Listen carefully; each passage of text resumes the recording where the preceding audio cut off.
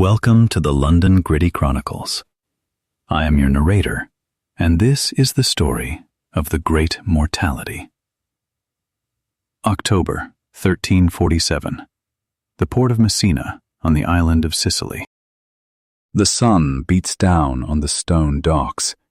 The Mediterranean Sea is calm. It looks like any other autumn day. Merchants are shouting, fishermen are mending nets. The air smells of salt, roasting fish, and unwashed bodies. Then, on the horizon, silhouettes appear. 12 galleys. These are Genoese ships, arguably the best in the world at that time. They are returning from the Black Sea, from a trading post called Kaffa. Usually, the arrival of a fleet is a celebration. It means spices, silks, and news from the east. The harbour masters row out to meet them. They expect to greet wealthy captains and busy crews. Instead, they are met with silence. As they climb aboard the lead ship, the smell hits them first. It is not the smell of the sea. It is the sweet, cloying scent of death. The decks are littered with bodies. The few sailors still alive are delirious. They are covered in black swellings. They are coughing up blood. The harbour masters recoil in horror. They order the ships to leave immediately, but it is too late. The ropes have touched the docks. The rats have scurried down the lines. The fleas have jumped. The invisible passenger has disembarked. Welcome to the beginning of the end. Today, we are not just telling a ghost story. We are going to act as forensic historians. We need to understand exactly what killed half of Europe. Many people think the Black Death was one single disease. In reality, the bacterium known as Yersinia pestis is a shapeshifter. It has 3 distinct faces, 3 forms: Bubonic, Septicemic, Pneumonic. To understand history and to master English, we must learn to compare and contrast. Throughout this series, pay close attention to how we distinguish these 3 forms. We will use words like whereas, unlike, and in contrast. These are not just grammar words. They are tools of logic. They help us organize chaos. Let us return to the dock in Messina. Why did the disease terrify the people so much? It was the unpredictability. Imagine you are a doctor in 1347. You see a patient with a large boil on their neck. They survive for a week. Then, you see another patient with no boils at all, who simply goes to sleep and never wakes up. A third patient coughs on you, and suddenly you are sick too. You would think these were 3 different plagues, but they were the same killer, wearing different masks. We need to go to the city of Kaffa on the Crimean Peninsula. Kaffa was a walled city, a fortress of trade controlled by the Italians of Genoa. Outside the walls, the Golden Horde, a massive army of Mongols, had laid siege to the city. But the Mongol army was rotting from the inside. A sickness had struck their camp. Soldiers were dying by the thousands. The Mongol commander, Yanibeg, was furious. So, legend says, he did something unthinkable. He ordered his men to load the corpses of plague victims onto catapults. He hurled the dead bodies over the walls into the city of Kaffa. Historians debate whether this specific act caused the spread, or if rats simply moved through the gates. However, the result was the same. The city inside the walls became a tomb. The Genoese traders fled.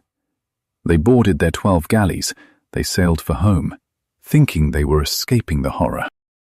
Unlike the soldiers who stayed behind, these sailors believed the open sea would save them.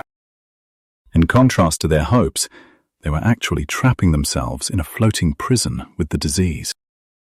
This journey, from the Black Sea to the Mediterranean, took weeks. This timeline is important.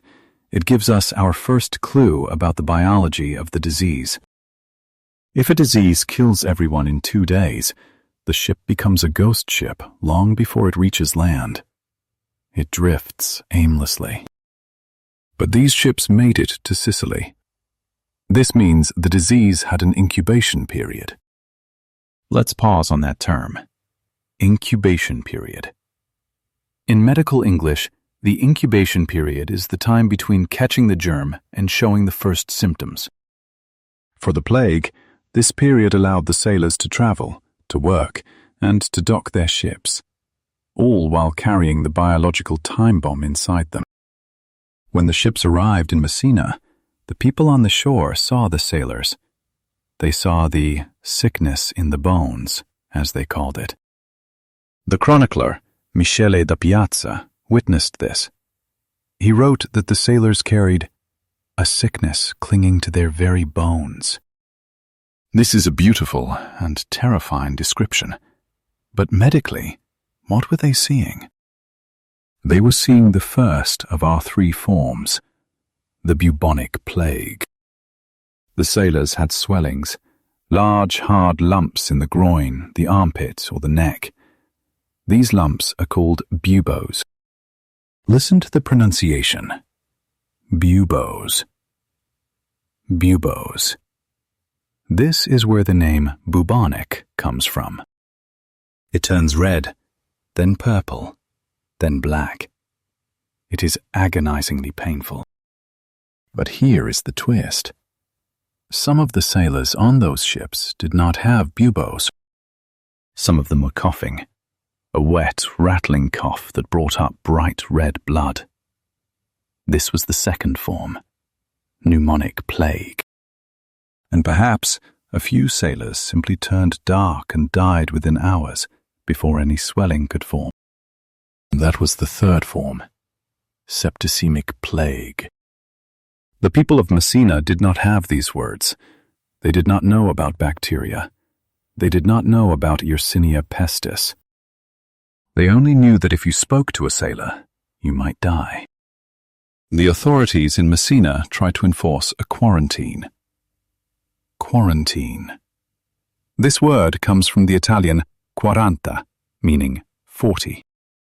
Originally, it meant waiting 40 days to see if a ship was safe. But in 1347, the concept was new and imperfect. They expelled the ships.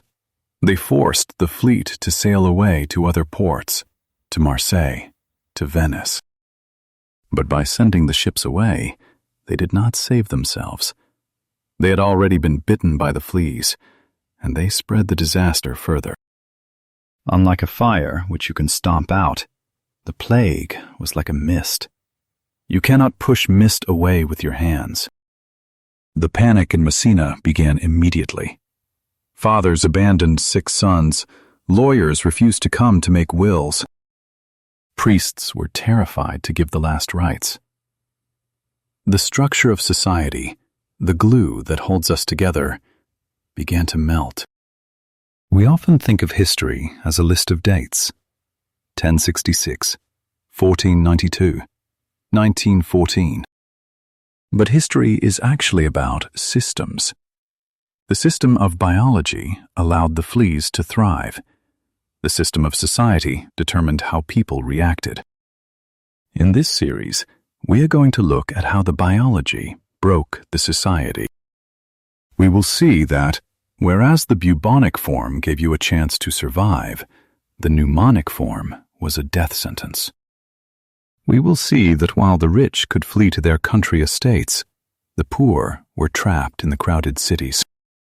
We will see that, unlike modern medicine, which attacks the cause, medieval medicine could only guess at the symptoms. Let's look at that word, symptom. A symptom is a physical or mental feature that indicates a condition of disease. A headache is a symptom. A fever is a symptom. A black swelling is a specific symptom of the plague. In the next part, we are going to zoom in. We are going to leave the docks of Sicily and enter the bloodstream. We are going to meet the killer face to face. We need to understand the flea. We need to understand the rat. And we need to understand the microscopic bacteria that hijacked them both. The ships are gone from Messina now. They have sailed on to spread the poison to the rest of Europe. But in the narrow streets of the port city, the first local victims are beginning to feel a fever. They are shivering. They feel a sharp pain in their groin. The Great Mortality has officially begun. Here is a quick recap of the English concepts we touched on in Part 1. 1. Incubation period. The hidden time before you feel sick. 2. Symptom. The sign that you are sick. 3. Contrast. Comparing two things to show their differences. We used phrases like, unlike the soldiers, and in contrast to their hopes. Hold on to these concepts. In Part 2, we go microscopic. We will discover why a tiny flea is the deadliest animal in human history. It wasn't the rats. For centuries, we blamed the rats. We saw them scurrying in the shadows, dirty and repulsive, and we said, they are the killers. But the rat was just a victim, exactly like the human. The true villain is smaller than a grain of rice. It is blind. It is thirsty. And in 1347, it was starving. Meet the Oriental rat flea. Its scientific name is Xenopsilla chiopus. To the naked eye, it looks like a speck of dust. Under a microscope, it is a monster. It has strong legs for jumping and a sharp mouth designed to pierce skin and drink blood. Usually, this flea prefers the blood of a rat. It has no interest in humans. We smell wrong to them. We have less hair. Unlike the rat, we are not a cozy home. So, why did they jump to us? To understand this, we must look inside the flea's stomach.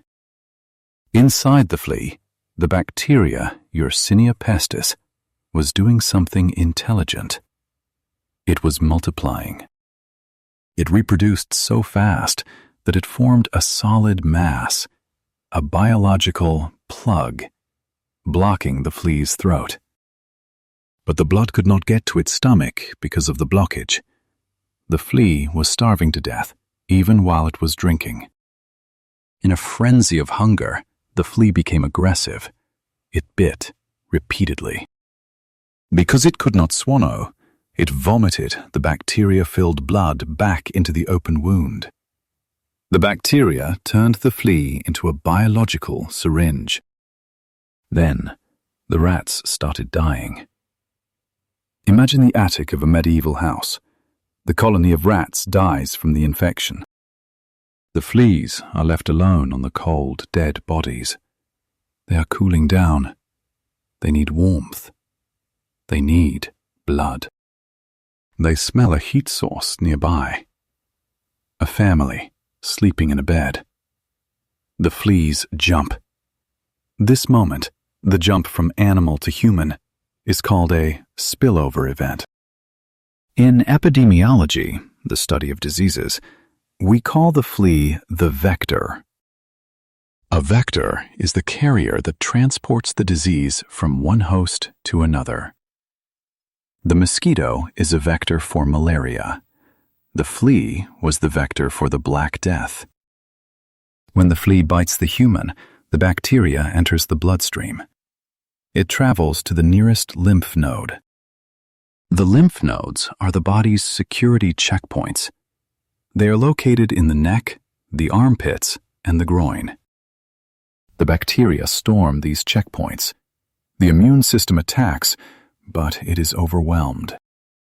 The node swells. It fills with pus and blood. It becomes hard and rock-like. This is the bubo. If you were a peasant in London or Florence and you found a bubo on your thigh, you knew you had the bubonic plague. This is the first and most common form. Let's look at the symptoms clearly. First, a sudden high fever. The body burns up. Second, acral gangrene. The fingers and toes turn black and die. Third, the bubo itself. The pain was described as indescribable. It felt like being stabbed with hot needles. However, there was a strange hope with the bubonic form. Whereas the other forms were almost 100% fatal, the bubonic plague had a mortality rate of about 50 to 60%. That sounds terrible, and it is. But it means if you had the bubos, you might survive. If the bubo burst and drained, the patient often recovered. There was a chance. This brings us to a crucial comparison structure in English. Use whereas to show a contrast between two facts. The bubonic form was survivable, whereas the pneumonic form was not. This distinction is important. The bubonic form relied on the vector, the flea. If you stayed away from rats and fleas, you were safe. But then, the bacteria mutated. It changed its strategy. It realized it didn't need the flea anymore. It found a shortcut. Why wait for a flea to bite? Why not fly through the air? In the crowded, unventilated cottages of medieval Europe, people slept together for warmth. They coughed, they sneezed, and suddenly, the disease wasn't just in the blood. It was in the breath. This is the terrifying shift. The moment the plague went airborne. In Part 3, we will leave the flea behind. We will look at the second and third forms, pneumonic and septicemic. We will see why doctors died faster than their patients, and why some people went to sleep healthy and were dead before the sun came up. The vector is gone. Now, the human is the weapon. The air in the room is stale. It is winter now, early 1348. The windows are shut tight against the cold. Inside a small cottage, a man is coughing. It is not a dry cough. It is wet, deep, and rattling. Every time he coughs, a fine mist sprays into the air. This mist is pink and frothy. His wife sits beside him, wiping his brow. She is not bitten by a flea. She sees no rats. She thinks she is safe from the bubo sickness. She is wrong. She breathes in the mist. She inhales the bacteria directly into her lungs. This is the second form, pneumonic plague. The word pneumonic relates to the lungs. Think of pneumonia. Unlike the bubonic form, which stays in the lymph nodes, the pneumonic form attacks the respiratory system. The bacteria multiply in the lungs, causing chest pain and bloody sputum. Here is the critical difference in transmission. Bubonic plague requires a vector, the flea. In contrast, pneumonic plague requires only proximity, closeness. It is airborne. Listen to that word. Airborne. Carried by the air. This change in transmission changed the speed of the pandemic. With bubonic plague, the disease moves at the speed of a rat. Rats do not travel far. Whereas with pneumonic plague, the disease moves at the speed of a human. And humans travel. They run to the next village to escape. They visit relatives. They go to church. And everywhere they go, they breathe. The mortality rate, the percentage of people who die, changed too. Recall that bubonic plague killed 50% to 60% of its victims. Pneumonic plague was different. In the medieval world, without antibiotics, the mortality rate was effectively 100%. If you started coughing up blood, you were dead, usually within 2 days. But there was a third form, a form so fast, so violent, that people sometimes died before they even knew they were sick. This is the septicemic plague. Septic refers to sepsis, or blood poisoning. In this form, the bacteria does not go to the lymph nodes, no buboes. It does not go to the lungs, no cough. It stays in the bloodstream and multiplies explosively. The bacteria release toxins that prevent the blood from clotting. The victim starts to bleed internally. They bleed under their skin. Dark purple blotches appear all over the body. The skin turns a deep, bruised black. Many historians believe this is why we call it the Black Death. Not because of a black mood, but because the victims physically turned black from subsurface bleeding. Let's compare the speed. Bubonic, death in roughly a week. Pneumonic, death in 2 or 3 days. Septicemic, death in hours. There are historical accounts of people going to sleep healthy and dying before they woke up. Or, as the Italian writer Boccaccio famously wrote, they ate lunch with their friends and dinner with their ancestors. This speed created a unique kind of psychological terror. Imagine you are walking to the market. You see your neighbor. He looks fine. You shake his hand. By the time you return home, you hear the church bell ringing. He is dead. You look at your own hand. Did he pass it to you? This uncertainty destroyed the social trust. Let's pause to practice our comparison structures. These are vital for advanced English. 1. Unlike. Unlike the bubonic form, the septicemic form showed no swellings. 2. Whereas. Bubonic victims lingered for days, whereas septicemic victims died in hours. 3. In contrast.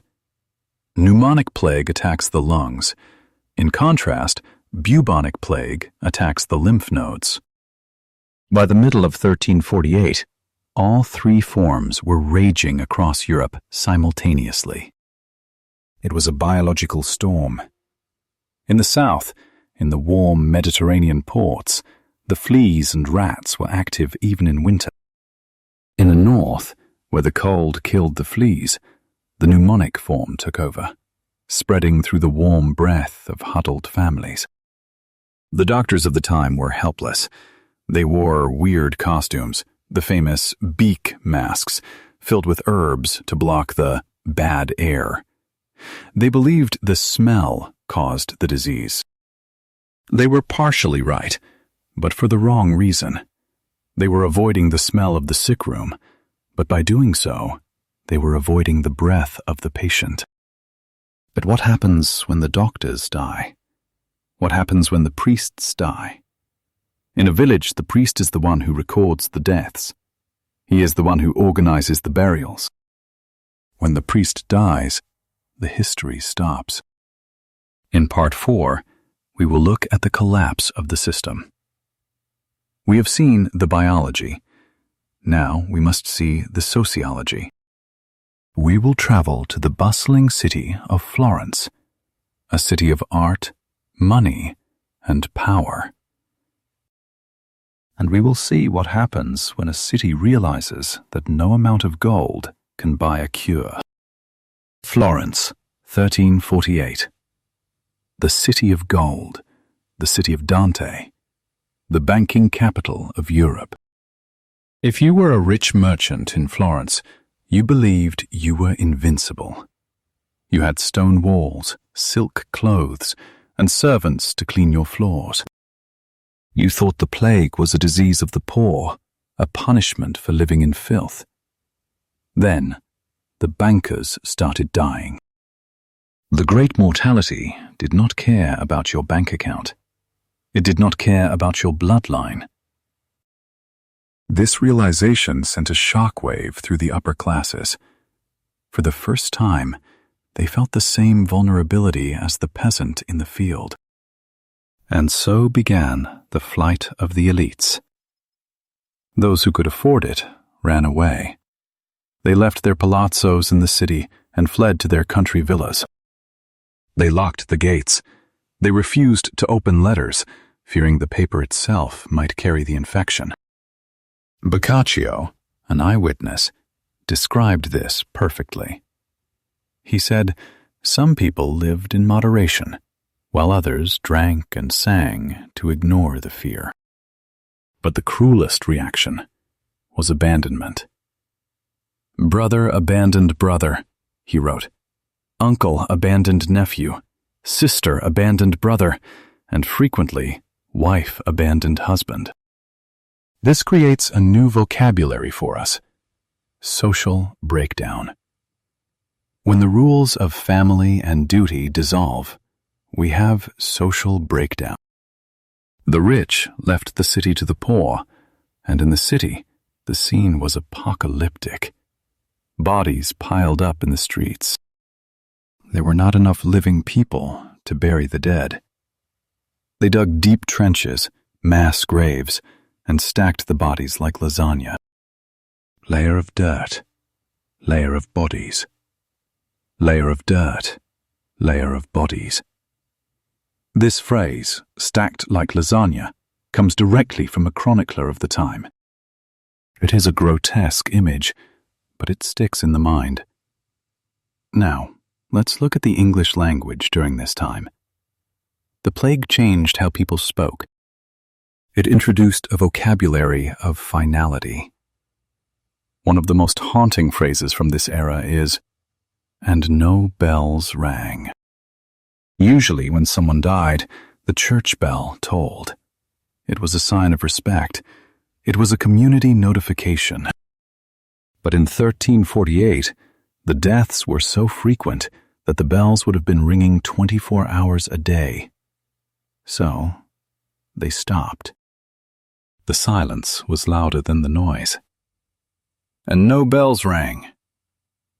This is a simple sentence, but it carries heavy emotional weight. It signifies the end of ritual.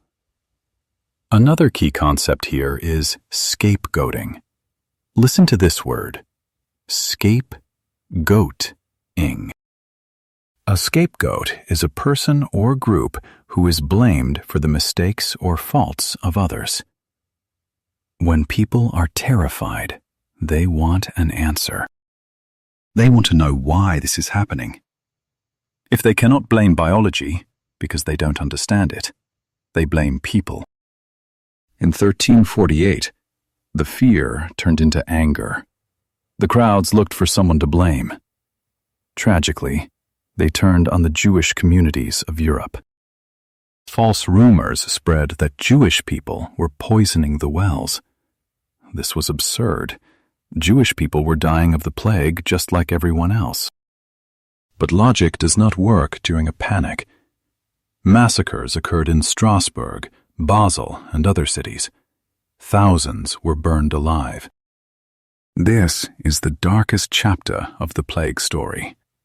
It teaches us a grim lesson about human nature. Unlike the disease, which kills without malice, humans kill out of fear and hate. We must use our contrast structures here to understand the tragedy. The plague killed indiscriminately, whereas the mobs killed selectively. The bacteria acted on instinct. In contrast, the people acted on rumors. This period also saw the rise of the flagellants. These were religious extremists who believed the plague was God's punishment for sin. They decided that, to stop the disease, they had to punish themselves. They marched from town to town, whipping themselves with leather scourges until they bled. They sang hymns and interrupted church services. At first, people welcomed them. They thought, maybe these holy men can save us. But soon, the towns realized the truth. The flagellants were not saving anyone. They were moving from town to town, bleeding and coughing. They were super spreaders. Unlike the doctors who tried to quarantine, the flagellants were actively spreading the infection with their travel. Let's recap the key terms from this section. 1. Social breakdown. When the rules of society stop working. 2. Scapegoat. Someone unfairly blamed for a problem. 3. Super spreader. A person or group that spreads disease to many others. The flight of the elites left a vacuum in the cities. The government was empty, the courts were closed, the shops were shuttered. But the most surprising change was yet to come. When you remove half the people from a chessboard, the value of the remaining pieces changes. The peasant, who used to be worthless, was suddenly rare, and because he was rare, he was valuable. In Part 5, we will look at the economic earthquake. We will see how the Black Death broke the chains of feudalism. We will learn why a disaster for humanity became a golden opportunity for the survivors. The price of labor is about to skyrocket, and the English language is about to get a lot more demanding. The silence in the cities was terrifying, but the silence in the countryside was revolutionary. Imagine a wheat field in England, late summer, 1349. The wheat is tall and golden. It is ready for harvest. Usually, this field would be full of workers, men swinging scythes, women gathering bundles. But this year, the field is empty. The wheat rots on the stalk. The apples fall from the trees and ferment on the ground. The sheep wander into the woods and turn feral. Why? Because there is no one left to work. Before the plague, Europe operated on a system called feudalism. Listen to that word, feudalism. Feudalism. In this system, the king owned the land. He gave it to the lords. The lords allowed the peasants to live on the land, but in exchange, the peasants had to work for free. These peasants were called serfs. They were not slaves exactly, but they were not free. They were tied to the land. If the land was sold, they were sold with it. For centuries, the equation was simple. Land was scarce, people were plentiful. Therefore, labor was cheap. If a peasant complained, the lord could kick him out and replace him instantly. There were 10 other hungry men waiting for his job. But the Great Mortality flipped the chessboard. Suddenly, 50% of the workers were dead. Unlike before, when people were cheap, now people were the rarest resource in Europe. This brings us to the most important economic concept in history: supply and demand. When the supply of workers goes down, the demand for their labor goes up. And when demand goes up, the price goes up. The surviving peasants looked around. They saw the empty fields. They saw the desperate lords who needed the harvest brought in. And for the first time in history, the peasant said no. Or rather, he said, "I will work, but not for free. I want wages, and I want meat with my dinner." This was a psychological earthquake. Whereas the peasant used to beg the Lord for protection, now the Lord was begging the peasant for labor. In contrast to the old days of obedience, the survivors realized they had leverage. Leverage is a great English word. Physically, a lever helps you lift a heavy object. Metaphorically, leverage means having the power to influence a situation. The peasants had the leverage. They started to move. If a lord in one village refused to pay, the peasants simply walked to the next village, where a different lord was desperate enough to pay double.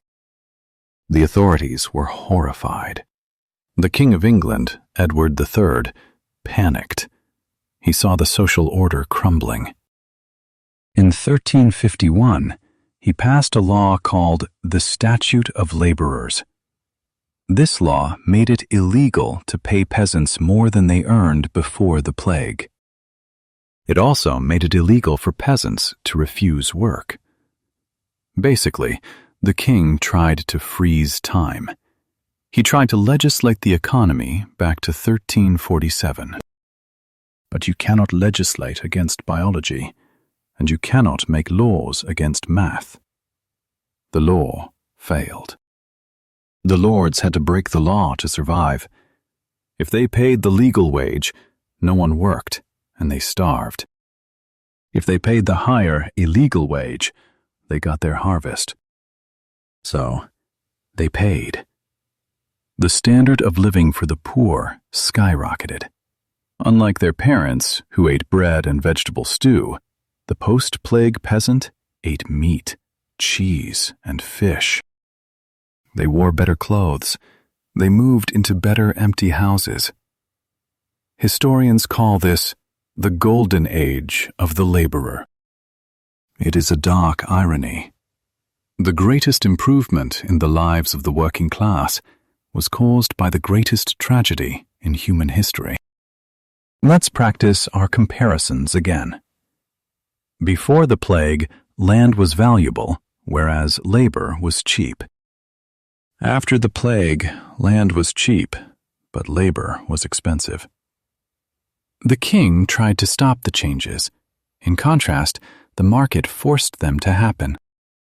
The English language itself began to change during this time, too. Before the plague, the official languages of England were French for the nobles and Latin for the church. English was for the uneducated peasants. But the plague killed a huge number of the Latin-speaking priests and French-speaking teachers. They were replaced by people who only spoke English. Schools started teaching in English. The courts started operating in English. By killing the gatekeepers of the old languages, the plague helped English rise to become the national language. So, in a strange way, we are speaking English today because of Yersinia Pestis. But the lords did not give up their power easily. The tension between the rising peasants and the resistant laws was building like pressure in a volcano. This pressure would eventually explode into violence, the peasants' revolt. But before we get there, we need to look at another massive shift: the Church. For 1,000 years, the Catholic Church was the unquestioned authority. They held the keys to heaven. But when the priests died just as fast as the sinners, and when the prayers failed to stop the buboes, people started to ask dangerous questions. In Part 6, we will enter the cathedrals. We will see how the plague shook the foundations of faith. We will learn about the danse macabre, the dance of death, and we will see how art turned from heavenly gold to rotting skeletons. The mind of Europe was changing. The survivors were becoming cynical. The smell of a medieval church was usually sweet: beeswax candles and frankincense. It was a smell of safety. But in 1349, the churches smelled of lime and decay. The doors were open, but the pews were empty. Or worse, the pews were full, but the priest was gone. The Catholic Church was the CEO of medieval Europe. It managed the souls, the holidays, and the hospitals. When the plague arrived, the people ran to the church for a solution. They expected a miracle. Instead, they watched the priests die first. This makes sense biologically. Who visited the sickest people? The priests. Who leaned in close to hear the final confession? The priests. Who touched the dying to give the last rites? The priests. By doing their duty, the clergy became the primary victims. In some parts of England, the death rate among the clergy was nearly 50%. Unlike the nobles who hid in castles, the parish priests stayed on the front lines. This created a massive administrative crisis. The church needed to replace thousands of dead priests instantly. So, they lowered their standards. They ordained men who were illiterate, men who did not know Latin, men who had been farmers the week before. Imagine you are a peasant. You go to church for comfort. You see a new priest who can barely read the Bible. He stumbles over the prayers. He looks frightened. You start to wonder, does this man really have a direct line to God? This doubt was the beginning of a mental shift called cynicism. Listen to this word, cynicism. Cynicism. Cynicism is an attitude of suspicion. It is believing that people are motivated by self-interest, not virtue. Before the plague, the church was the unquestioned voice of truth. In contrast, after the plague, the church was viewed with a suspicious eye.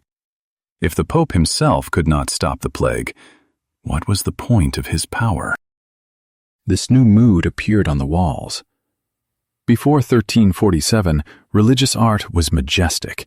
It showed glowing saints, golden halos, and beautiful angels. It was about the glory of heaven. After 1350, a new style emerged. It was dark. It was gritty. It was the danse macabre. This is a French term that we use in English. It means the dance of death. Picture a painting on a church wall. It shows a line of people dancing.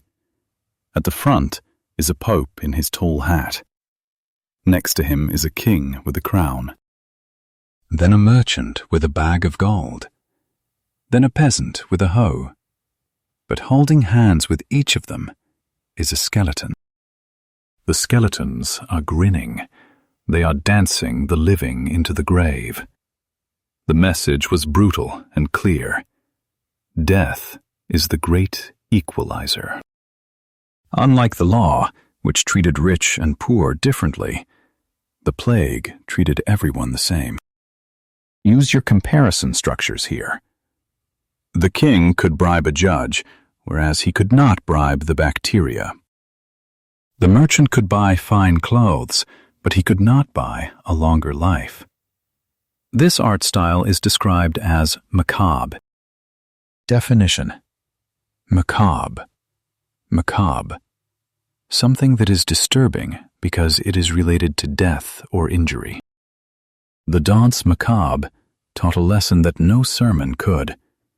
It taught the people that their titles were meaningless. This shift in thinking, from "we are safe in God's hands" to "we are all going to die anyway," led to two very different reactions.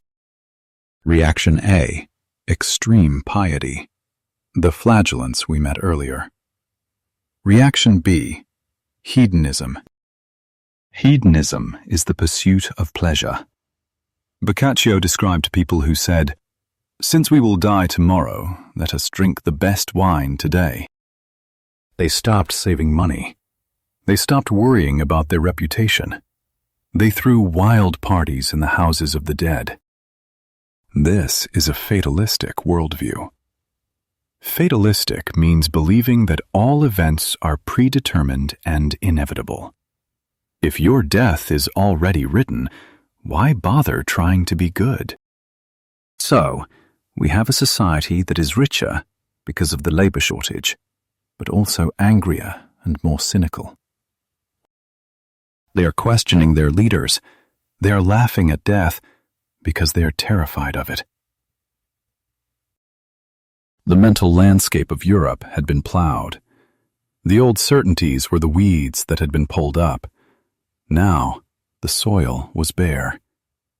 It was ready for something new to be planted, something that would eventually grow into the Renaissance. But first, we must look at how the survivors tried to rebuild their world physically. The plague didn't just kill people. It killed knowledge. It killed skills. In Part 7, we will look at the brain drain. What happens when all the master builders die? What happens when the universities are empty? We will see how humanity had to relearn how to be civilized. And we will see the very first steps of modern medicine rising from the ashes of the Galenic theories. The doctors failed. So, they had to invent a new kind of doctor. The Cathedral of Siena in Italy stands today as a monument to silence. If you visit it, you will see the beautiful striped marble walls. But if you look closely, you will see something strange. There are walls that simply stop. There are arches that lead to nowhere. There are foundations for a massive nave that was never built. In 1347, the people of Siena were planning to build the largest cathedral in the world. They had the money. They had the ambition. But in 1348, the master masons died. The architects died. The engineers who knew the mathematics of the arches died. The tools were left on the scaffolding. The plans rolled away in the wind. The survivors looked at the half-finished walls and realized a terrifying truth. They didn't know how to finish it. This is the brain drain. Usually, we use this term today when smart people leave a country. But in the 14th century, the brains didn't leave. They were extinguished. Knowledge in the medieval world was not written on Wikipedia. It was not even mostly in books. It was in people's heads. It was passed down from master to apprentice. Unlike today, where information is stored digitally, medieval knowledge was embodied. When a master mason died before teaching his apprentice the secret of the vault, that secret was lost forever. This happened in every industry. The glassmakers of Venice, the wool dyers of Florence, the Latin professors of Oxford. At the University of Cambridge, whole colleges stood empty. In a single year, humanity forgot how to do things that had taken centuries to learn. It was a reset button on civilization. But nature abhors a vacuum, and so does the human mind. Because the old experts were gone, the survivors were forced to improvise. They could not copy the old ways, so they had to invent new ones. This brings us to the most significant shift in the history of science, the birth of empiricism. Let's define this. Empiricism is the theory that all knowledge comes from sense experience. In other words, don't tell me what should happen. Show me what does happen. Before the plague, medicine was based on ancient books. Doctors read Galen and Hippocrates. They believed in the 4 humors: blood, phlegm, yellow bile, black bile. If a patient was sick, the doctor didn't look at the patient, he looked at the book. If the patient died, it wasn't the book's fault. It was God's will. But the plague shattered this arrogance. The book said, bleed the patient to balance the humus. The doctors bled the patients, and the patients died faster. Whereas the old doctors clung to their theories, a few brave souls started to look at the reality. Enter Guy de Chauliac. He was the personal physician to Pope Clement VI in Avignon. When the plague struck the papal court, Guy de Chauliac did not run. He stayed. He famously wrote, "The Father did not visit the Son, nor the Son the Father. Charity was dead." But Guy de Chauliac did something revolutionary. He caught the plague himself. He had the buboes. He survived. And then he started to dissect the dead bodies. This was a taboo. You were not supposed to cut open a human body. It was considered a desecration. But the crisis was so deep that the rules were suspended. Guy de Chauliac cut open the buboes. He looked at the lungs. He looked at the blood. He wrote a book called Chirurgia Magna, Great Surgery. In it, he distinguished the two forms we discussed earlier. He wrote, "The plague is of two kinds. The first is with constant fever and spitting of blood, and from this one dies in 3 days. The second is with fever and boils, and from this one dies in 5 days." He was observing. He was comparing. He was using empirical evidence. This seems normal to us, but at the time, it was a radical break from tradition. Unlike the old doctors who quoted Latin verse, Guy de Chauliac quoted what he saw with his own eyes. This is the seed of modern science, the idea that observation is more important than tradition. Institutional memory, the collective knowledge held by a group of people. When they die, the memory is lost. Improvise, to create something using whatever is available because you don't have the proper plan. Taboo, a subject or action that is forbidden by custom or religion. The brain drain forced Europe to become younger and more practical. The universities had to lower the age of entry. Teenagers became professors because the old men were gone. This injection of youth led to new ideas. The young did not respect the old ways because the old ways had failed to save their parents. So we see a pattern emerging. The tragedy, death of experts, led to a crisis, loss of skills, which led to an innovation, new practical methods. The survivors were tougher. They were less theoretical. They were survivors. In England, this practical spirit started to change the very landscape of the country. The feudal system was broken. The church was questioned. And now, the survivors wanted to live differently. They looked at their dark, cramped, straw-covered huts, the perfect breeding ground for rats, and they decided to rebuild. In Part 8, we will look at the birth of the middle class. We will see how the yeoman farmer emerged. We will see how money began to replace loyalty. And we will see how the English language expanded to include words for money, trade, and property, as the former serfs became the new masters of the market. The year is 1381. 30 years have passed since the Great Mortality. The plague has returned a few times, like a recurring nightmare, but never with the same apocalypse-level force as 1348. The survivors have children now, and these children are different. They did not grow up shivering in fear of a lord. They grew up in a world where their labor was gold. They are the yeoman. In English history, a yeoman is a man who owns his own small farm.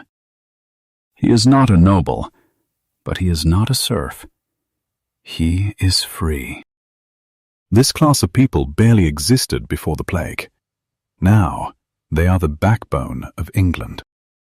They dress differently.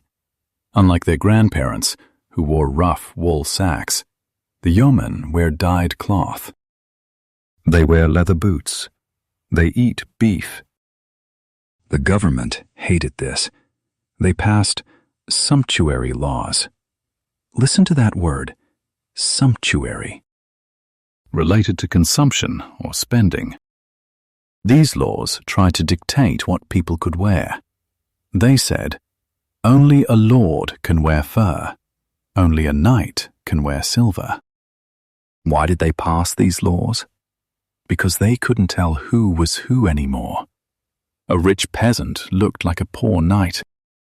The visual hierarchy of society was blurring.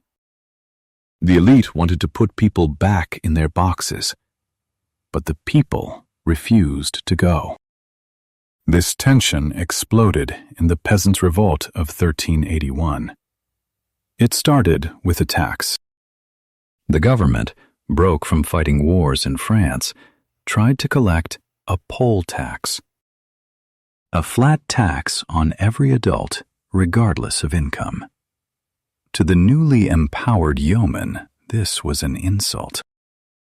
They had survived the end of the world. They were not going to be bullied by a teenage king, Richard II, and his corrupt advisors. They marched on London. It was not a disorderly mob. It was a disciplined army of village leaders. They burned the tax records. They opened the prisons.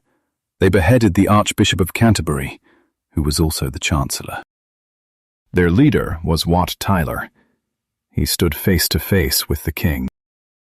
Imagine the contrast. On one horse, Richard II, 14 years old, anointed by God, wearing velvet. On the other horse, Wat Tyler, a roof tiler, a commoner, speaking the rough English of the streets. Tyler demanded the end of serfdom. He demanded that all men should be free to work for whom they chose. This moment is the birth of class consciousness. Class consciousness is the awareness of your place in the economic system and your interests as a group. Before the plague, peasants identified with their village. I am John of Kent. After the plague, they identified with their class. I am a worker, and I am being exploited. The king lied to them. He promised to grant their demands. I will be your captain, he said. The peasants cheered. They went home. And then the king sent his knights to hunt them down. Wat Tyler was killed. The leaders were hanged. But the victory was hollow for the king. Although the revolt was crushed, the fear it instilled in the ruling class was permanent. They realized they could not push the workers too far. Slowly, quietly, serfdom died out in England. The lords realized it was safer to rent the land to free farmers than to try to force angry men to work for free. This shift created a new kind of economy, the cash economy. Whereas the old world ran on barter and service, I give you eggs, you give me protection. The new world ran on coins. This changed the English language. We needed precise words for money and contracts. Words like wage, lease, arrears, unpaid money, and default became common. The yeomen built better houses. They replaced the wattle and daub, sticks and mud, with timber frames and bricks. They built chimneys. A chimney seems simple, but it changed everything. It meant the smoke went out, not into the room. It meant the house was cleaner. It meant fewer rats. The standard of living was rising. The population was lower, but the survivors were healthier, richer, and more ambitious. They started to send their sons to school, not to become priests, but to become lawyers and merchants. This is the irony of the Black Death. It was a biological tragedy, but an economic stimulus. It killed the dreamer, but it enriched the survivor. The revolt failed militarily, whereas it succeeded socially. The king won the battle. In contrast, the peasants won the war against serfdom. Before 1348, wealth was fixed in land. Unlike that time, wealth became fluid in cash. We are nearing the end of our journey. We have seen the ships arrive. We have seen the bodies pile up. We have seen the society break and rebuild. But there is one final legacy of the Black Death. It is not in the laws or the farms. It is in the mind.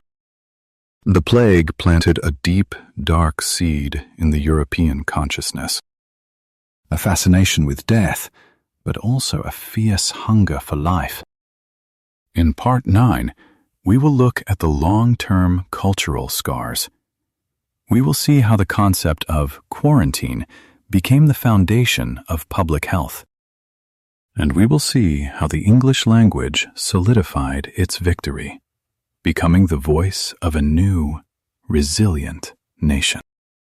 We are almost there. If you take a boat from St. Mark's Square in Venice and travel out into the lagoon, you will find an island called Lazzaretto Vecchio.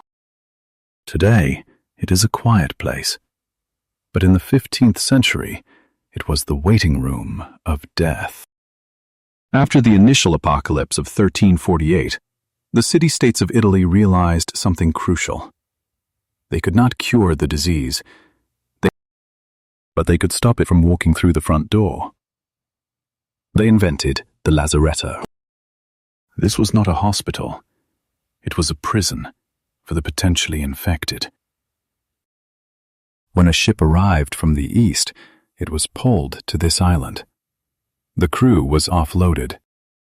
The goods, silks, wool, spices, were taken into great halls. They were smoked with aromatic herbs and washed with vinegar. They waited there for 40 days. This is the birth of public health. Unlike the early days, when the response was panic and prayer, the response was now bureaucratic and organized. Governments started to count the dead. They issued bills of mortality. They created health magistrates, officials with the power to lock you in your house if you were sick. This was a massive shift in human rights. Whereas before your home was your castle, now the state had the right to invade your home to protect the community. We see a new vocabulary emerging here. Infrastructure, the basic physical and organizational structures needed for the operation of a society. Surveillance, close observation, especially of a suspected spy or criminal, or, in this case, a sick person. The plague taught the government how to watch its people. But while the Italians were building walls, the English were building a voice. We mentioned earlier that the plague killed the Latin-speaking priests and the French-speaking teachers. This left a vacuum for the English language to fill. And the man who filled it was Geoffrey Chaucer. Chaucer lived through the plague years. He saw the world change. And in the late 1300s, he wrote the Canterbury Tales. This book is a masterpiece of the post-plague world. It is not written in High Latin. It is written in Middle English, the messy, vibrant language of the streets. His characters are the people we have met in this series. There is the knight, whose era is fading. There is the miller, a rude, strong peasant. And there is the pardoner. The pardoner is a fascinating character for us. He is a church official who sells pardons for sins. He carries fake relics, pig bones that he claims are saints' bones. Chaucer portrays him as a fraud. Before the plague, writing such a character might have been impossible. It would have been heresy.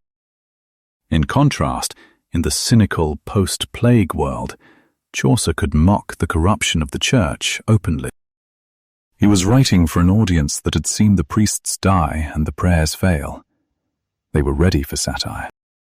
Satire, the use of humor, irony, exaggeration, or ridicule to expose and criticize people's stupidity or vices. Chaucer showed us that English was capable of great art. It wasn't just for shouting at cows, it was for poetry, irony, and philosophy. So, we have two massive legacies forming side by side. 1. The state became stronger. Public health, quarantine, borders. 2. The culture became more local and vernacular. English language, cynicism, realism. The cordon sanitaire, the sanitary barrier, became a real thing. Armies were stationed around infected cities. If you tried to leave a plague town, you were not asked for a passport. You were shot with an arrow. This harshness became normal. Humanity had hardened. Let's practice our final set of comparisons for this section. Medieval medicine was based on theory, whereas public health was based on containment. Chaucer wrote in English to reach the people, unlike previous writers who wrote in Latin to impress the scholars. The plague killed the bodies, but it liberated the language. As we approach the end of our hour, we have to ask, did we win? The plague didn't vanish. It stayed in Europe for another 300 years. It flared up in London in 1665. It struck Marseille in 1720. But it never again destroyed civilization like it did in 1348. Why? Because we adapted. The rat did not change. The flea did not change. The bacteria did not change. We changed. We built stone houses instead of straw ones. We built quarantine stations. We improved our diet. And eventually, we developed the microscope. In Part 10, we will conclude our forensic investigation. We will summarize the three forms, Bubonic, Pneumonic, Septicemic, one last time to ensure you have mastered the vocabulary. We will look at the modern legacy of Yersinia pestis. Does it still exist? Spoiler, yes. And we will finish with a final reflection on resilience, how the worst event in history created the modern world. Get your notebooks ready for the final review. We began this journey on a sun-drenched dock in Messina, watching 12 ghost ships arrive. We end it in a sterile laboratory, looking through a microscope. On the glass slide, Yersinia pestis looks harmless. It looks like a safety pin, a small, rod-shaped bacterium. It is still out there. This is the final twist of our story. The Black Death is not extinct. Every year there are cases of plague. In Madagascar, in Mongolia, and even in the United States among prairie dogs and hikers. But unlike the sailors in 1347, we are not helpless. We have the ultimate weapon that Guy de Chauliac could only dream of: antibiotics. If you catch the plague today, a simple course of antibiotics will save your life. The mortality rate drops from 60% to nearly zero. This proves that biology is not destiny. Knowledge is the variable that changes the outcome. Let us do one final forensic review. As English learners and historians, you must be able to distinguish the three faces of the killer clearly. 1. Bubonic plague. O. Vector, the flea. O. Symptom, the bubo, swollen lymph node. O. Transmission, bite to blood. Comparison. It was the most common form, whereas the others were rarer but deadlier. 2. Pneumonic plague. Target, the lungs. Symptom, coughing blood. Transmission, airborne droplets. Comparison. Bubonic requires a rat, in contrast to pneumonic, which requires only a neighbor. 3. Septicemic plague. Target, the bloodstream. Symptom, blackening of the skin, necrosis. Speed, sudden death. Comparison. Unlike the other two, this form often killed before any visible signs appeared. Mastering these distinctions allows you to speak with precision. In history, as in language, the details matter. But what is the final verdict on the Great Mortality? It is difficult to say this, but the modern world owes a debt to this disaster. If the plague had not happened, the English language might have remained a peasant dialect, overshadowed by French. The feudal system might have kept millions in chains for centuries longer. The medical revolution of empiricism might have been delayed. The price was high, too high. 50 million lives. But the survivors were forged in fire. They emerged from the nightmare with a new demand for freedom, a new skepticism of authority, and a new hunger to understand the physical world. They looked at the empty chairs at their tables, and they decided to fill the silence with noise. The noise of industry, the noise of art, the noise of science. This is the resilience of the human spirit. We fall, we break, and then we rebuild better than before. Thank you for traveling back to 1347 with me. You have learned the vocabulary of sickness, the grammar of comparison, and the history of our resilience. This has been the London Gritty Chronicles. Keep your eyes open, keep your books close, and never stop learning. I'm your narrator, signing off.